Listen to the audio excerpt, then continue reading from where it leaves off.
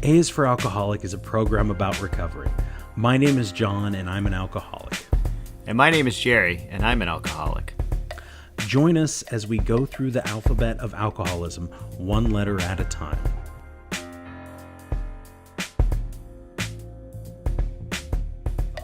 Today we talk about love. Yo. Loving love. I need love. I need love. Are you in love, LUV? I like yours is mine is LL Cool J and yours is Mine's the New York Dolls. New York Dolls. Yeah. All right. Hey, you know we got room for everybody here. From LL Cool J to the New York Dolls. Everybody needs love, man. To the Migos, I guess. No. Yeah. To the Migos. They're on that. I don't know. Anyhow.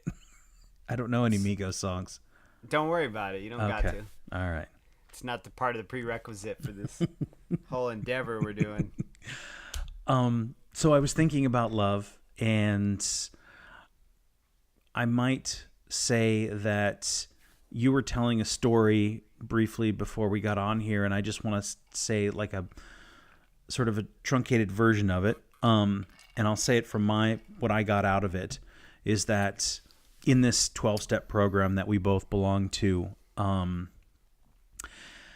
there's meetings that we go to, and you get to spend time with all kinds of different people, you know? And there's just people you would never see anywhere else. People you certainly wouldn't, if they, were on the bus, you might get up and sit away from them, that kind of thing, you know? Yeah. And everybody gets together there, and there's these people who like find a way to have a good time and to laugh and to share. And it occurred to me that like this is one of the few places where a lot of these people get any sort of love in their whole day, possibly. Yeah. I mean, I don't know everyone's story, but I mean, what an awesome thing to be able to come together with sometimes strangers and share this thing, whatever it is, and to feel happy and joyful and go like, God, this is really great. And you get that really good feeling in your gut. Yeah. And I just thought that was really cool because, it doesn't happen every time, but when it does, it's like, wow, this is something special. Yeah. And on the topic of love, there's lots of different kinds of love. There's love for your wife and your girlfriend. Do you love your child? Do you love your parents? You love your friends. I almost forgot. I think the most important one of all is loving yourself, which we touched on a little bit last week. We did. Yeah. And the difficulties therein sometimes. Mm-hmm. And those ideas about self-love, and as an alcoholic and as somebody who grew up in a pretty broken and severed home, it's you don't always grow up with the most loving feeling in the home, and it took a very long time. I mean, as an adult now, I can look back at the abuse from my father and the words that still roll around in my head and stuff like that, and I can kind of I can understand it now as an adult, and that was just the reality of the situation. I had no control over it. I was just a kid.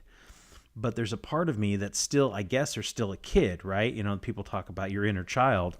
Yeah. And I don't know which part of the ego or the id or the super ego that is, but that kid still sometimes is there and comes out. And so trying to reconcile those feelings with what actually happened is an extraordinarily difficult thing.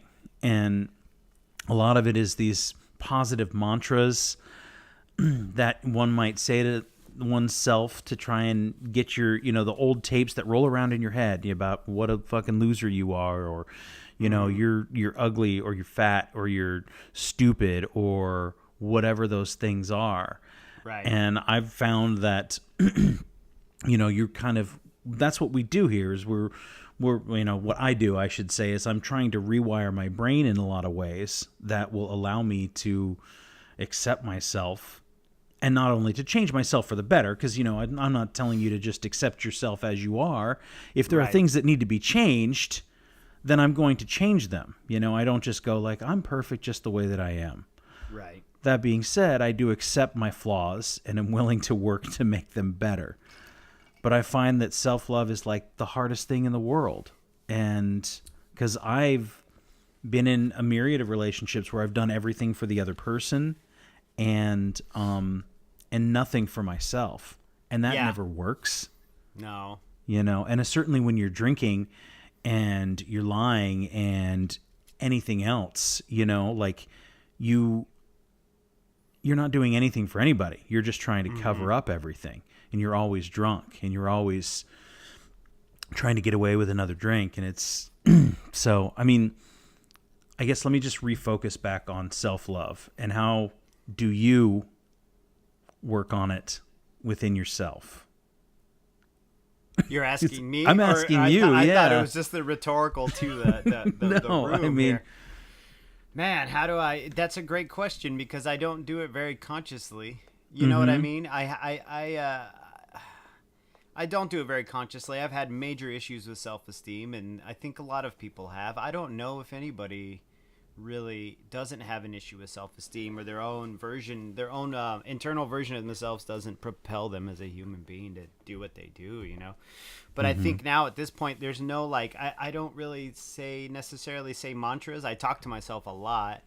I have to learn to accept myself and my actions. But like you said, self-improvement's a big deal. That's why we do what we're doing. That's why you and I are doing what we're doing, is because we know we can be better. Yeah. And I think that even in of itself is part of self-love, knowing that you are capable of better and being willing to do the things that are difficult to make you capable of better. And then how do I do those things? I just have to be really forgiving of myself, and I have to do what I feel is right, and I have to be honest. And if I act like a fucking dick, I need to apologize and try not to be a fucking dick again. But see, even that is, I mean, I have fault with that. I can act like a dick all day at work and then apologize and tell myself I'm never going to do it again, and then I'm right back into the old routine 2 days later. So as in regards to self-love, I don't look at myself in the mirror and say like, dude, I love you, or I don't have like necessarily like mottos taped to my mirror like you did in the early 2000s. I was gonna bring that up. God, that was so funny. Yeah, so John was go ahead. Yeah. John was going through some therapy in the early 2000s. He was having a difficult time with a relationship and trying to suss out his own problems, and his therapist told him that he needed to write self-affirmations like you are good enough and stuff like that, and tape them to his mirror. And this is when we were both in like major active alcoholism. And I remember coming over one day to do something, work on a project or something, and I saw these things on the mirror, and I'm like, what the fuck are you doing, Guy Smalley? Like, like Al Franken over here, like, gosh darn it, people like me. I'm smart enough. I'm good enough. Just trying to help myself. It. You were, and I had to, like, bring you back down to my level, man. That's not love. Well, but... What? Yeah, I don't even, I wonder why the therapist didn't tell me to quit drinking, That never. Maybe I didn't tell him. Yeah, maybe those were the days he decided to eat a couple extra breast strips and put on some Old Spice or something. You weren't sweating out that booze. But I think in regards to love, I think love is really positive. But I also, I was thinking about it while I was cooking dinner, the whole concept of love, because it's a physical and emotional thing. Like, you feel it physically. Even if it's not romantic, if it's just the love you have for like your family or someone you really care about, even a fucking song you really like I hit points in my life where I'm like, I love fucking Leonard Cohen right now. Like I don't, I mean, he's dead as hell, but like I don't want to sit and like have a picnic with the guy, but man, I could listen to Leonard Cohen all day. Those it's those things, but those things also, they can't necessarily be the focus of what drives you, because sometimes I feel like while I was making dinner, I was thinking like sometimes it's kind of a lie too. Like as far as within our culture, what they're selling you seems like a lie. Like all your problems will be solved if someone loves you hard enough, or you need to be worthy of love. And I'm like, man, you already are worthy of love. I mean, even if you've done awful fucking things, that there's still some capacity within you to be loved or to be cared about or to be, you know what I mean? Like regarded or treated in a positive manner. There's something worthwhile within you. There's gotta be, right? In every single person. So the idea of love being the cure-all is not a healthy idea. But the idea of saying I am deserving of love, or I do love myself, or I do care about myself, those things are incredibly healthy. It You know? Yeah, absolutely. And it doesn't, you're absolutely right. It doesn't come Yeah. externally. It has to come No, from no. within. Yeah. And it doesn't come from within very easily for No, it's a an fucking alcoholic struggle. like me. So I think for me, those mantras will help. I told you last week that was it last week? And that I write in my journal, and I just Yeah. started signing them. I love you. No, it's And great though. You should do that. it just gives me, it's just something that I have to go and read it. And if I go back, then that's what I read. And, one of the mantras that I do now is, and I like to keep them simple so that I can remember them, but, is, I'm not supposed to share this, or I mean, I don't know. It's a mantra, but anyhow, I always say to myself, I get up, and I don't do it every day, and I should, but I try to say it 100 times out loud, and I say, I am worth what I desire. That's great. So whatever that is, I am worth it. Yeah. So it's not even a matter of, can I get it? Should I have it? I am worth what I desire. And I don't always feel that way, even after I do it. You know what I mean?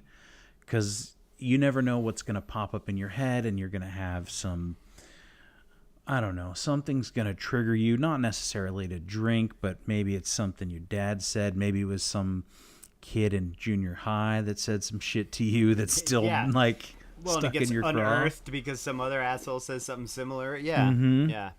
Yeah. And then you're like, he's right. And I really feel like a lot of what we do with each other when we have these conversations too is, I think, not necessarily as a reason to not drink. It's sometimes I really feel like a lot of what I'm working within the program I'm working is a reason to not go back to the behaviors I had while I was drinking. So I can still act in the same manner I acted without a drink. I can still be selfish, and I can still be self-centered, and I can still feel like I don't deserve love. I can still feel like I don't deserve affection. I can feel like all these negative things, and there's an internal voice. I can hear it. I know the voice. I call it my internal monologue, right? I do impersonations of it at work all the time, but like it's like they're all gonna laugh at you. You know, that's like that thing that always comes back to me, you know, because of these things I experienced as a kid through my formative years. But I think the important part about love is you don't have to feel like these rainbows and fucking stars and diamonds and clovers and Lucky Charms all around your ass all the time. You just need to know that you got yourself. You know, you don't even have anybody else has to have you. As far as you're like, I got this. I got myself. If anybody has my back, it's me. I'll take care of myself, you know? And then from there, but part of the self-reliance is also asking for help, you know? Because I don't want to put out the message that you can only depend on yourself. It's really important to be able to depend on other people as well. You know, you it's really important to ask for help. Well, if yeah, you're not asking for help, you're fucked, you know? Like, I find that I couldn't do it without the community that I have, without the recovery community that I have, with the people that I could send a text to or call and say, hey, I really need to talk to you. Or, I mean, it's literally that community is what grows hope and love. And, you know, because I could be sitting around feeling sorry for myself because things aren't going my way. And there's a whole group of people that are waiting to want to see me and hear from me and excited to see, hey, man, good to see you, you know, or, you know, you had a problem, you know, a couple months ago, and you called me up out of the blue. I wasn't expecting it, and I picked up, and like, but you know what I mean? Like, to be able to have that is what a relief. And like, yeah, absolutely. I gotta get this call. But it really does. It stems from self-love 100%. And however you get there, you know, it requires help. It required help for me to be able to even get to the point where I love myself in as much as I do. And that is the only way. One of the meditation things that I do is like, think of this little ball of light in your chest, and then it kind of supposed to radiate out, and it goes out into the world, and it goes out into your town, and it goes out into the universe, and all this kind of stuff. And, you know, it never says start it like 2 blocks away. It never says start the ball of light in the other room. Right. So Yeah. it has to The start neighbor's within house. you at the Yeah. neighbor's house. Yeah, it's within you, absolutely. Yeah, yeah. Because um I always wonder when I have been sitting in the rooms and listening to people talk about working the steps of their program and stuff. I would always wonder in early recovery, like, okay, great, you did it and it helped you, but how the fuck did you do it? Like, I don't know how you did it. And I would even talk to the person who was helping me out and be like, how do I do this? You know, mm-hmm. and he'd help me out, but there was also still, it would be unclear to me. I actually physically needed someone to show me. So I felt like with this podcast, we can say, okay, maybe we're not talking about steps because that's its own thing. We're not representative of that necessarily, but we're not representative of that at all. But I really wanted to illustrate like how we do these things that help ourselves, but also Yes. really, really stress that by no means am I the picture perfect example of recovery. You know, because I'm not. I don't think if anybody tells you they're the picture perfect example of recovery, they're fucking lying. They need to work their shit out because that's a flat out lie. Mm-hmm. We're all faulted.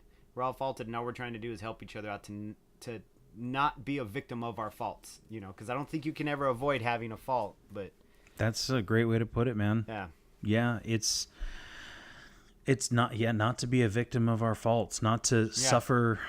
One of the other ones was not to suffer any more pain from laziness.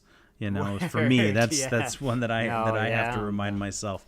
Yeah, and I'm there. I wanted to ask you too, because your relationship with your wife, she was with you during your active alcoholism. Oh yeah, and from the beginning, man. Well, not from the beginning, but well, like, for, you know. I mean, you guys were together a long time, but I mean, Yeah, married pretty much and from the beginning. Yeah. so how would you say that your relationship has improved since you quit drinking, or man. where was it when you were before you quit drinking? Well, I mean, when I went into the program, when I got sober because my wife was going to divorce me. Like, she was going to leave me, and she had moved up to Oregon to be with me, and we had this one last row, and we had been fighting like ever since I moved back to Arizona when I was previously living there. It just amplified because I was drinking every day. I was drinking almost a fifth of whiskey every day, and my life was garbage. It was just two dumpster fires stuck together, you know. And so like all we would do was fight. So I got in this awful fight with her, and she's like, I'm done. I'm taking off. I'm taking our daughter and I'm going back home. You can just go it alone here in Oregon. I want to get divorced. And that scared me. That scared me enough to go into the rooms, you know? And so I went into the rooms.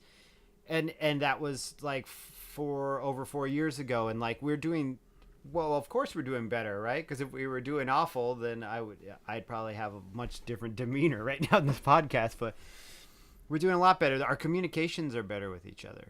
You know, and I don't go from 0 to 100. Like, I don't go from 0 to 100 anymore. I don't resent her. I resented the hell out of her, man. And I imagine she resented me, too.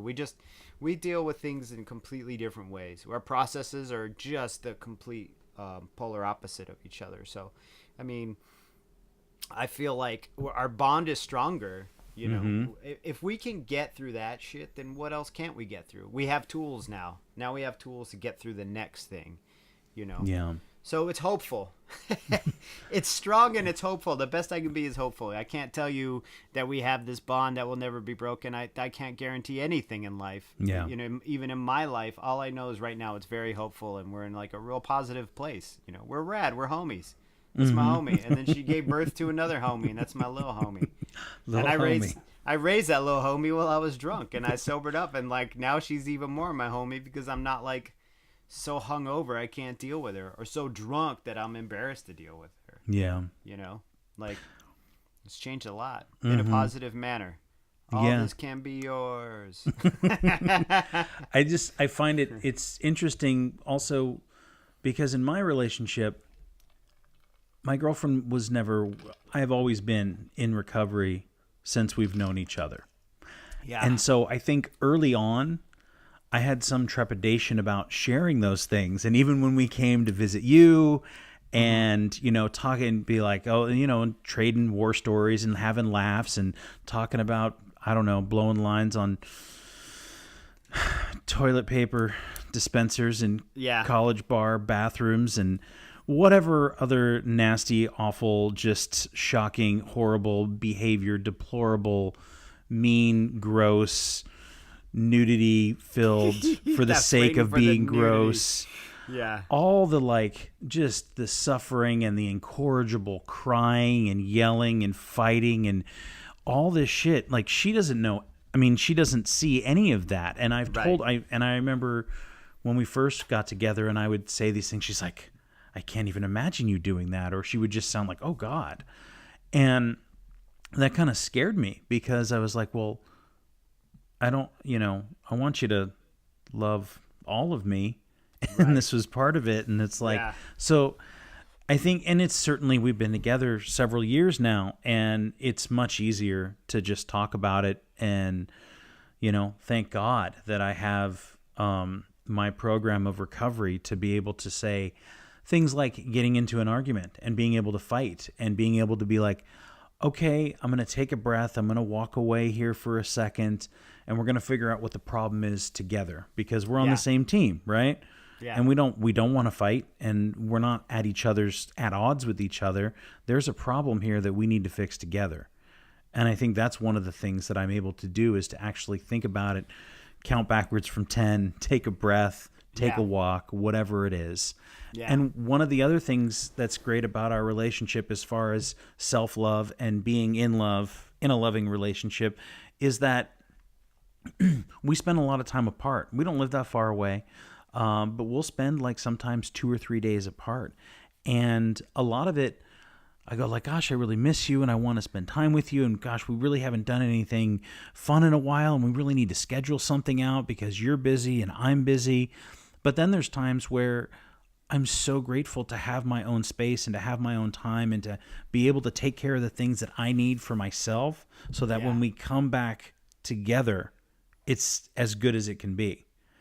Because if I was always around, or if she was always around, and it would be one of these things where you're like, oh, you're never taking care of yourself.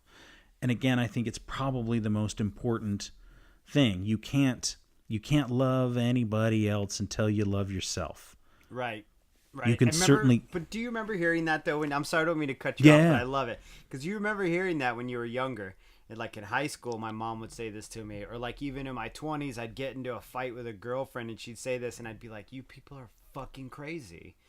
Like this is the craziest thing I've ever heard. That is unattainable. How can I love myself? I like fucking despise myself. Like I can't even walk past a mirror without wanting to punch the damn thing. Like how do I love You're telling me that I need to catch a unicorn and marry it. Like it doesn't make any fucking sense. And now it's clear. Like I understand it. I understand the feeling of giving a shit about yourself and loving yourself. I understand the feeling of being like, I love you, dude. You're not bad. Like There's absolutely, there's no relationship in my life right now that I could have to the capacity that I have it, which is I try to, the best and most that I can. If I didn't take time to try and love myself, and you say like how, and it's like it's brick by brick and nail by nail. You build up what was broken, man. Because as for me, I mean, my childhood was extraordinarily rough, and my father was an abusive alcoholic who was not supportive of a great many things. And looking back, obviously he had his own issues, but that certainly didn't mean that I deserved any of the shit that I got as a kid. Right. But that's over and done with, and that doesn't exist anymore. And I can start from... it doesn't. It's a great way to put it. It doesn't exist anymore. It doesn't. I mean, there's certain feelings that come up, and then you're like, okay, well, what does that mean, John? What are you going to do with that now? What are you going to do with that going forward? Are you going to continue to wallow in it, or to be afraid, or to be scared? And so being able to deal with those things and say, oh, okay, something bad happened. I'm not that person anymore. I'm so far from that person. I can love the person that I am today, and I can go, wow, you're pretty awesome, you know? And it's not always easy, but you do it, like I said, little by little, whether it's a mantra or writing something down or just being able to, you said it the other week and you were talking about wanting to grow old. There was a time where I didn't want to grow old. Nah. I didn't want to be 41. I didn't think I was going to make it. Yeah. And here it is. Yeah. Yeah.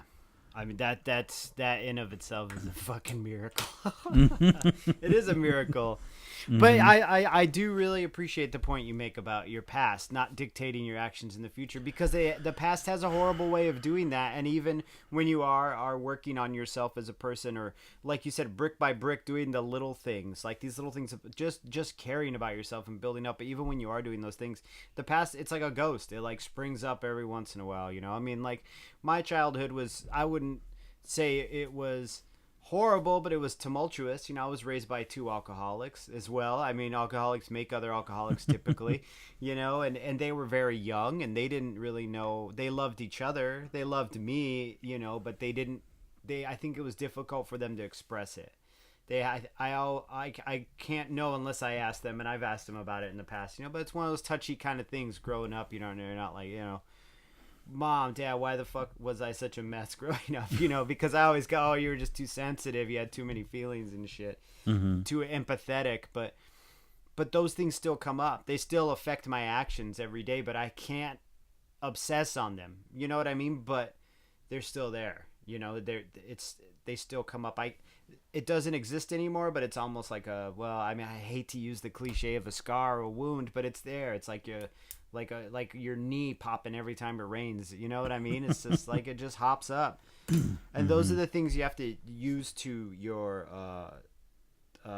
in a positive way. You have to use them as a tool, you know. Maybe use that as an example of how you can be empathetic towards other people or show other people love. Now when I see people, even as an adult, like if in like work situations, whatever, they all don't like one person, they all kind of gang up, I feel empathy for that person. You know, but I'm also human and will gang up as well. You know, I have done so in the past and then felt like a fucking asshole about it, because Yeah. I know what it's like to have everybody gang up on me. So I have to use these negative things in my past. I have to try my hardest to use them as positive tools, you know, in Yeah. order to love myself more. Well, and it's just it. Yeah. I mean, I don't. I certainly am not saying that do as I do and everything will be fine and great. I still have Exactly. moments. Yeah. Word. Yeah. No. We both do. We both do. I don't know why I keep stressing that we both have moments. Listen, we are not faulted people. John and I are perfect. I'll tell you, I was in the bookstore with a friend a few weeks ago, and I was given a ride to the airport, so he said he'd buy me a book. So he had the $20 bill in his hand. We're next in line, and this old lady behind us, she's asking about the parking meters. And she's like, so are you guys from around here? And I said, no. She's like, do they run around? Do they put tickets on parking meters? And I said, probably, you know, I mean, that's their job. And then so as the person in front of me is leaving, there's cash in his hand. I've got the book right here. She's like, hey, can I just ask the man at the counter about that? And I said, yeah, in a second. And there was this like urge.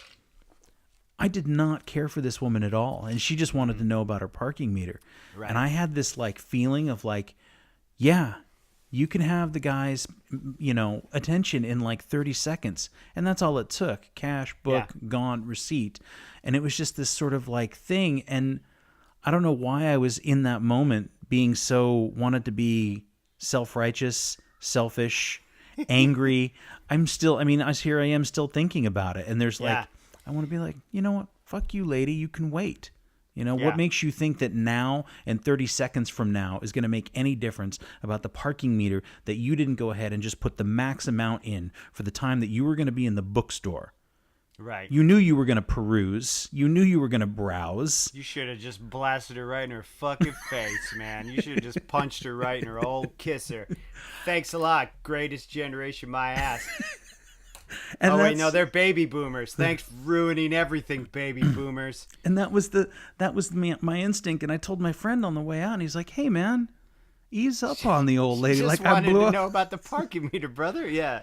So no, I've done it too. I think you just got to do nice for someone else down the line now. You know what I mean? Like you got to pass some positivity forward. I don't know how, but that's another good thing, man. To just if you have spontaneous generosity, just go with it. Do something nice.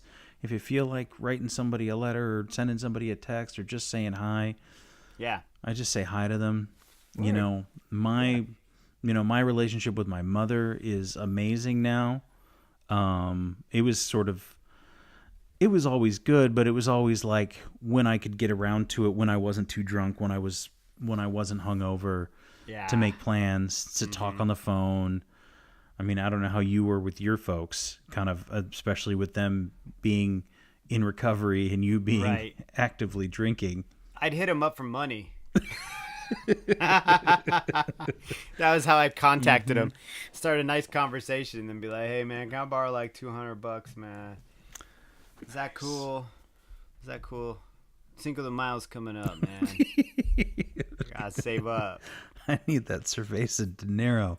Yeah, I need that dinero. No, I mean, my relationship with my parents, I am very fortunate to have my parents because they are also in recovery as well. So a lot of what I get from the program, I can talk to them about. You know, I can call them up, and they both have completely different perspectives on their recovery. I mean, they have the base there, but they both kind of freestyle, you know what I mean? Not freestyle, but they both have their own interpretation of it. So I get two different sides of it. And considering that they raised me, it's almost like appealing to two different sides of my own personality. And now I have you.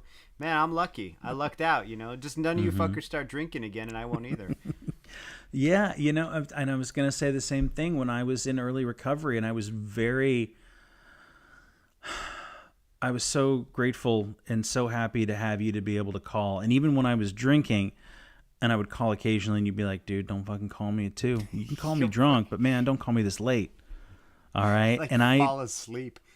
And I even remember, and so this is funny, and I don't know if a lot of people know this, but you and I have known each other for like 20 years. Yeah. Something like that. It's at least 20 years. I think this might be 22, but you left and came back, and there was a thing, you know, but so we've known each other for over 20 years. We drank for most of that time. Yeah, about 16 or 17 of them. Yeah. And I remember before you quit drinking, you know, you called me up, and I was sitting outside my house, and I was drinking at the time, and I think you were, and you were like, "Look, man, my fucking wife's going to leave me, and I don't know what to do." And I was like, "You could stop." Yeah. You know, and I wasn't, like, that was the best I get. I was like, "Yeah, you could stop, and you can always start again." And, you know, then later you quit drinking, and I was just like, damn, that's awesome. Like, I don't know that I can do that. And I think I might have called you up once or twice and been like, "I think I figured it out, man. So I think I got it. I think I got it figured out. So you do this much wine this time." And I like had this whole system I was trying to figure out. And I was like, "I think I got it." And, you know, we were kind of, for that year, I mean, we certainly didn't, there was not a whole lot of communication, not like it is now. Not at all. No, not at all. And when I first quit drinking, I remember, like, I would call you, I would go to these 12-step meetings on Sundays, and I would call you up Sunday morning, and I'd be like, "Dude, this was so awesome. What do you think of this? How does this work?" Like, I'd get really excited, and you'd be very supportive. And it was such a great, like, yeah, I was like, it was so lucky to have you to be able to be like, "Hey man, what about this? And what about that?" And God, it feels so much better. You know? It does. Fuck. It does. Yeah. It just feels so much better. You're like, fucking finally. Jesus. God damn. God, I've been waiting for that forever. You know, like, yeah, I get that feeling a lot. I get that feeling from it a lot. Like, I'm like, fuck, it's about fucking time. That release valve has finally been, like, opened. Right. So, love yourself. Yeah, that was a great example of love, man. Right on. I mean, that's the biggest thing that I can say is love yourself, and, you know, the rest will come into place. It will. It'll fall into place. It should. You know, you gotta. You want to figure it out more? Send us an email. Yeah, please, man. aisforalcoholic@gmail.com. You know, it's in the trailer. It's in the end of the program. I'll play that here in a second. But anyhow, I love you, Jerry. Yeah, I love you too, dog.